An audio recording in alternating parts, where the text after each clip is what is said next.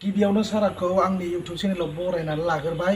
दिनैनि दिनाव माने जि आलादा रायजो बड'लेण्ड सेपारेट स्टेटनि थाखाय दिनै बनसुआ अर्गानाइजेसन गोदान जन्म जादों।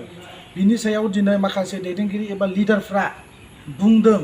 दिनै जोंनि बर'नि गेजेराव गोबां आफादफोर दं। बिथांमोना बुंदों माने बिथांमोना गावसिनि लामा एबा सार्थनि थाखायसो दिनै बे बनसु आफादखौ दादों होननानै बुंदों सार। बिनि सायाव सारा मा बुंनो सानो? दाथ' बर'नि अबस्था जेरखम जाबाय जे दिनै बर' जाथिया जेरखम मोनबाय बिराद खस्थ' खालामनायनि उनाव थै दान होनानै मोनबाय बिटिसि बेबो दिनै जोबलांनानै थांबाय। दिनै जोंनि थाखानाय ट्राइबेल बेल्ट ब्लक बेबो जोबनो थांबाय। जोंनि मोनफ्रोमबो अधिकारानो दिनै मोनफा मोनफा जोबलांगासिनो दं। दा थाङै थुङै जों जुदि बड'लेण्डजों सोरजिनानै लाफिनाब्ला जोंहा उफाय गैया। दा जों बड'लेण्ड रायजोनि थाखाय जोङो दा बयबो नांफिननांसिगोन। बेयाव बयबो आफादानो ज' जाफिननांसिगोन। दा जों नुदों बिनि गेजेराव दिनै जोंहा बर' फरायसा आफादा दंमोन। बे बर' फरायसा आफादाथ' दाथ' बड'लेण्ड रायजो बिनायनिथ' फिसा माने गोहो गैलिया। बिसोर अलरेडि एकर्ड खालामना फैबाय जे बड'लेण्ड रायजो नांलिया जोंनो। फाइनाल एन्ड कमप्लिट सलिउसन होनना बुंना फैबाय। दा बड'लेण्ड रायजो नांला होननानै लिरना फैनाय मानसिफ्रा दिनै गोदानै बोरै बड'लेण्ड रायजो बिफिननो। दा बेखायनो जुदि सोरबा जुदि दिनै बनसुआनो होन बा सोरबा होन दा दिनै बनसुआ जुदि आवगायबोदोंब्ला बड'लेण्ड रायजोनि थाखाय जों बेखौ वेलकाम खालामो, सापर्ट खालामो आरो उफायथ' खालामथारनांगोन जोङो। आरो जोंनि थानाय समावनो जों जुदि एसे जुदि मावनानै गालाङाब्ला बर' जाथिनि थाखाय सोर मावगोन दालाय? दा सोरबा सेंग्राफोर मावखादोंबा सापर्ट खालामथारनांगोन। दिनैनि दिनाव प्रमद बर'आ जेब्लासिम बड'लेण्ड मोना बियो कन्टिनिउवासलि मुभमेन्ट खालामबाय थागोन होननानै बुंदोंमोन।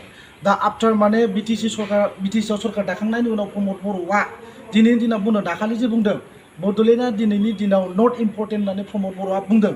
दिनैनि दिनाव प्रमद बर'आ गावनो सासे नेसनेलिज्म लिडार माने टाइमलेस कन्ट्रिबिउसन खालामदों प्रमद बर'आ। नो बड'लेण्ड नो रेस्ट डिभाइड आसाम 50-50 ओरै 50 हाक लानानै बिसोरो मुभमेन्ट खालामबाय थादोंमोन कन्टिनिउवासलि। नाथाय दिनै सासे नेसनेलिज्म लिडार जानानै प्रमद बर'आ माबायदि बिदि खोथाखौ मारै बुंनो हागोन सार? नों बिनि सायाव मा बुंगोन दिनैनि दिनाव? स्ट्रंलि नों मा बुंगोन? जोङो दा जेखौ मिथिबोदों जों बिसोरनि खामानि मावनायखौ जों क्ल'सलि नोजोर होबोदों। बिसोरो एबसु खालामनाय समाव बिसोर आलादा बड'लेण्ड रायजो बिनाय समाव जों बिसोरनि आखल आखुखौ जों नुबोखादों। बिसोर जे सेपारेट स्टेट बड'लेण्ड थाखाय नांखाथाराखैमोन जे बेखौ फुरा नुबोदों आरो ओंखायनो सम सम बुंबोदों। बिसोरनि उद्देश्यआ बे बिटिसिखौबो दखल खालामनाय, हाग्रामा महिलारिखौ होखारनानै बोरै उरखा उग्रा ब्रह्मखौ बोरै सिप बानायनाय, बेसो उन्नाय उद्देश्यआनो। दा बेनि थाखायसो बिसोरो माने बड'लेण्ड रायजोखौ ओरैनो बुंफ्लाबायदों जाहाथे रायजो राजाफोरखौ माने गावसिनि फल्डआव लांनो हायो। रायजो राजाफोरखौ बयबो बड'लेण्ड नांगौ। बेनि थाखायनो बिसोर रायजो राजा माने सेन्टिमेन्टखौ बोगोनो थाखाय बिसोर बड'लेण्ड बुंफ्लादों। दा बड'लेण्ड रायजोखौ जुदि बिसोर बिमारदोंमोनब्ला बड'लेण्ड रायजो नांगौ होनना बुंमारदोंब्ला माथो इलेक्सन गेलेबाय थाफिनलाय। प्रत्येक इलेक्सनथ' बिसोर गेलेबाय थादों दा दिनै नोङो माने इलेक्सन गेलेनो थाखायनो कंग्रेसजोंबो एलाइन जादों बिसोरो। इलेक्सन गेलेनो थाखायनो बिसोरो माने AIDUजोंबो लोगो जादों, AGPजोंबो लोगो जादों। बे फरायसा आफादा बबे पलिटिकेल पार्टिजों लोगो जालायनानै इलेक्सन गेलेनायनि बबे माने हिस्ट्रि दं फालाय? आरो दिनैनि दिनाव सार माने जि बनसुआ दि आलादा रायजो बड'लेण्ड सेपारेट एबा स्टेटहुडनि थाखाय दिनै बिथांमोना बर'नि जि सिमां बेखौ कन्टिनिउ खालामनो एबा मोगथां महर होनो थाखाय बिथांमोना दिनै आवगायबोदों। दा बिनि सायाव मा बुंबावगोन सारा? आरो जोंनि बिटिसिआव नट अनलि बिटिसि जेसेबां जोंनि आसामाव थानाय बर' रायजो राजाफोर दं बिथांमोना दिनैनि दिनाव आलादा रायजो बड'लेण्डनि सिमांखौ दाबो नुबाय थायो।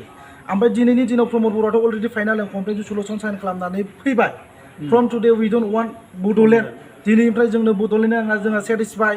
जोंनि जि सिमां, जोंनि जि हप्स एन्ड एसपिरेसन दं बे बिटिआर एकर्डनि गेजेरजों जोब्बाय होननानै प्रमद बर'आ साइन खालामनानै फैबाय। दिनैनि दिनाव सारा सानो नामा जे बिटिआर मोननानै आफ्टार पिस एकर्ड जाखांनायनि उनाव बर'नि सिमाङा माने फुलफिलमेन्ट जाबाय एबा सेटिसफेक्टरि जाबाय होननानै सारा सानो नामा? बिटिआर सुक्तिया जोंनि थाखाय जोबस्रांनायनिसो सुक्ति। बर' हारिखौ फोजोबस्रांनो थाखायसो बिटिआर सुक्तिखौ खालामदों, बे रोखा जाखाथारबाय। दा जोंना मोनफा उनाव मोनफा दिनै जोबलांबाय। बिटिसि बाउन्डारियाबो जोंनि दानख' नागासिनो दं, दानख'लांजोबसिगोन। जोंनि खमथा जोबलांबाय।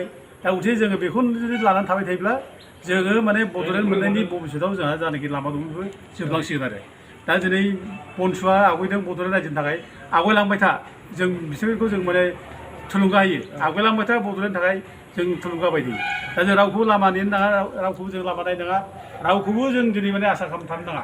दा बिनि गेजेराव जोंखौ बादा होगोन, गभर्नमेन्टआल' बादा होनाय नङा, जोंखौ बादा होगोन जोंनि दा दिनै बे फरायसा आफादजों दिनै एबसुनि दिनै बादा होग्रा जागोन। नाना बाना बुंलाबायनानै नाना बाना खोथा बुंलाबायनानै आं एसे बुंबावनो आरोखि नाना बाना खोथा बुंलाबायनानै बिसोर बखिलाबायनानै जोंखौ माने फ्रास्ट्रेसन खालामनो नांगोन।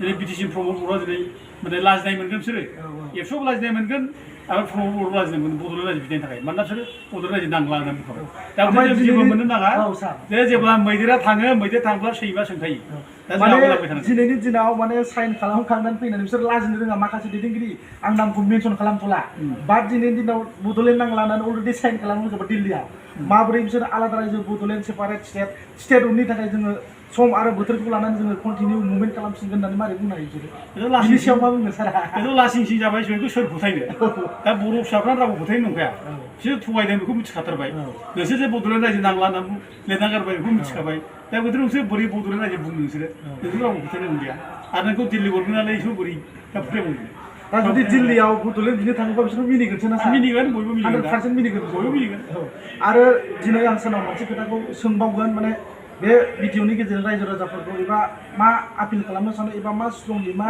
माबा होनो सानो जेनेबा अपिनियन होनो सानो फैबाय थानाय समाव जि आलादा रायजो बड'लेण्ड सेपारेट स्टेटनि थाखाय दिल्लीयाव आन्दालन खालामनो थांनो माने माखासे इनिसियेटिभ माने खामानि मावगासिनो दं माने थांसिगोन माने सर्टलि दा बिनि सायाव रायजो राजाफोरखौ माबायदि बाहागो लानो एबा कन्ट्रिबिउसन एबा माखासे पार्टिसिपेट खालामजानायनि सायाव सारा मा बुंनो सानो बे बड'लेण्ड बिनियाव रायजो राजाफ्रा जायफ्रा थांगोन थांनो हायोब्ला ओंखारफानांगौ थांनो आरो जायफ्रा थांनो हाया बिसोरो आशीर्बाद हरनांगौ गोसो गोरबोजों माने बयबो माने साबायखर बावनांगौ सहाय होनांगौ गोसो गोरबोजों जाहाथे जाफुंदों माने जोंनि थांनानै थानायनि जोबथा राहायानो बे बड'लेण्ड दा उफाय गैलिया जों दा खुनु दिन जों दा नेनानै थानो हालिया दा बिटिसि जा मोन्दोंमोन जोंथ' बेखौ मोजां सालायनो थांनो मोनब्ला हयथ' बेनो 10-15 बोसोर 20 बोसोरनि उनाव जों आल्टिमेटलि बे बड'लेण्ड जालायखासिगोन होबथानो रावबो हायामोनखौ जोंहा जोंनि सालायलांखाबायब्ला जोंनि डेभेलप जाखाजोब्बायब्ला आसाम गभर्नमेन्टआबो ओरै हगारखासिगोन बिसोरखौबो जों मा खालामगोन मोनबावदोंलाय ओमफ्राय मोनसे खोथाया ओरै दा बिटिसिआव जि पावार एन्ड फांसन दंमोन जोंहा बिटिसि एकर्ड जानानै हिउज डेभेलप जादों सार बयबोथ' नुदों बिथांमोना प्रमद बर'मोना बुंबाय थायो सामफ्रामबो साउटिं खालामो अप्रेसिभ खालामो स्ट्रंलि बिसोर कन्डेम खालामो बुङो गोदोनि जि सरकार दंमोन जि फर्मार सरकार बिसोरो जेबो मावाखै जेबो डेभेलपमेन्टनि खामानि मावाखै होननानै बुङो दिनैनि दिनाव जोंनाव बर'फोरनाव रावनावबो गारि गंसे माबा हेनथेन गैयामोन ना सार दिनैनि दिनाव बिनि सायाव मा बुंनो सानो माखासे दैदेनगिरिफोरखौ जोंथ' जानाखि नुबोदों बर'फोरनि गेजेराव जेबो गैयामोन जों जिर'निफ्राय स्टार्ट जानाय दालां मोनसे गैया लामा मोनसे गैया जेबो न'खरफ्राव रावबो सोलिनो बिदि गारि घरा जेबो गैयामोन दाथ' बिटिसि जानायनिफ्राय जों बिराद माने जों जिसिबां मोननांगौ जों मोन्दों होननानै जों बुंजायो आरो जेबो गैथारामोन जिहेतु दा बे खेत्रआव बिसोर बुंलाबायदों जायखौ बेफोर नंखाय खोथाखौ बुंदों गावसोर माने थगाय रायजो राजाखौ बिसा खोथा बुङै टाउनाव फैनो बेखौ बुंगासिनो दं बेखौ बुंदों दा बेनो प्रमद बर'आ गावनि जि सिमां दंमोन बे सेटिसफाइ जाबाय ओंखायनो प्रमद बर'आ दिनैनि दिनाव माने सिट मोननानै गावनि जि साननाय जि सिमां बे साक्सेसफुल जानायखाय प्रमद बर'आ माने दिनैनि दिनाव बड'लेण्ड मोननांगौआ इजि नंला दिस इज नट इजि होनना बुंदों नाथाय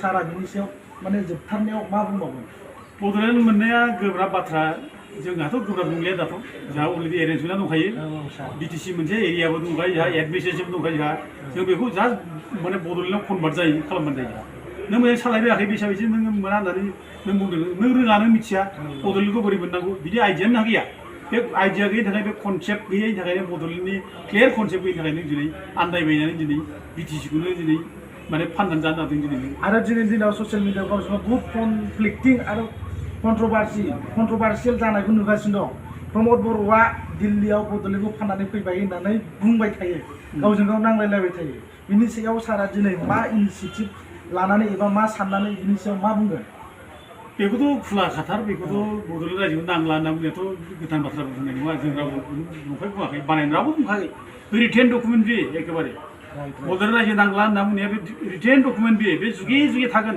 बेखौ नोङो बेखौ फोजोबनो हाया आरो बे दिनै प्रमद बर'आ दिनै माने जिखि बुङा माने नोंनि जारिमिना गोसोम प्रमद बर' जारिमिना जे नोंसोर जाथिखौ थगायबाय जाथिखौ फानना फैबाय नोंनि जारिमिना गोसोम आरो बे जारिमिननि थाखायनो नोंखौ सानसे देनां बोरायब्ला बर' फिसाफ्रा बयबो फाथ्रा बोराय थगायसुला बोराय होननाय गथ'फ्रा नोंखौ अन्थाइ सुगोन हाथर फैगोन थाल लाथों बिसोर भबिष्यतखौ गिनाया मोजां थेंक इउ सम माच सार माने सारजों इन्टारेक्सन खालामनानै दिनै गोजोननाय मोनबाय सार आरो दान्दिसे सम होनायनि थाखाय सारखौ आंनि गोसो गोरबोनिफ्राय साबायखर बावबाय सार थेंक इउ इउ इरेन जाबाय थेंक इउ सार गोजोन्थों